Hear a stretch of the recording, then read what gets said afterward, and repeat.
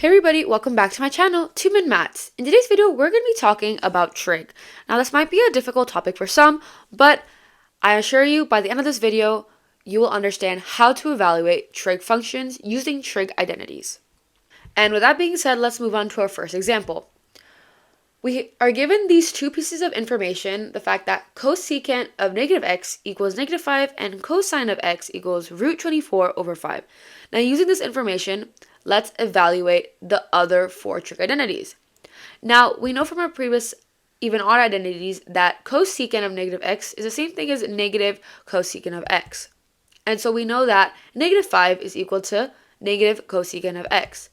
And 5 is equal to cosecant of x, which means that sine of x is equal to 1 over 5 since we're reciprocating it. Now let's draw a right triangle to better understand how to find the other identities.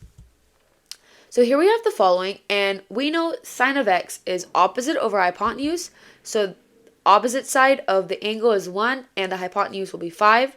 And we know cosine x is adjacent over hypotenuse, and the adjacent is root 24, which was the missing side, and hypotenuse is 5, so that checks out. And now from this information, we can find tangent of x. Tangent of x is opposite over adjacent, which is 1 over root 24, and you can rationalize the denominator as well to get root 24 over 24.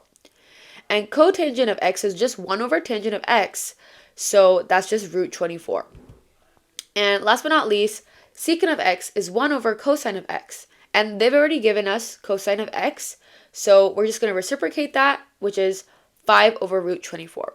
I hope this video gave you a better understanding on how to use identities to evaluate functions. In the next video, we're going to be looking at a little bit more of a complicated example where you're not given as much information, but you can still find all 6 trig functions.